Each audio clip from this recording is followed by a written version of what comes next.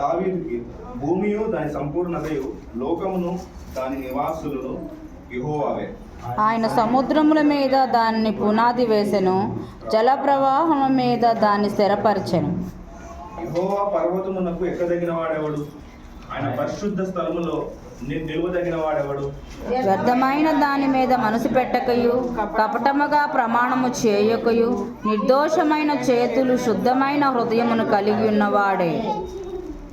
వాడు యెహోవా వలన ఆశీర్వాదమునుండును, తన రక్షకుడైన దేవుని వలన నీతిమత్వమునుండును.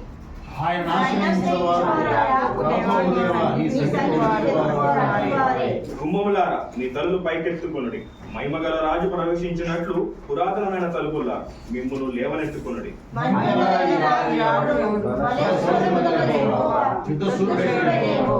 గుమ్మములారా మీ తలలు పైకెత్తుకొనుడి, పురాతనమైన తలుపులారా మహిమగల రాజు ప్రవేశించినట్లు మిమ్మును లేవనెత్తుకొనుడి. మహిమగల ఈ రాజు సైన్యములకు అధిపతియగు యెహోవా, ఆయనే ఈ మహిమగల రాజు. ఆమేన్. ఆమేన్.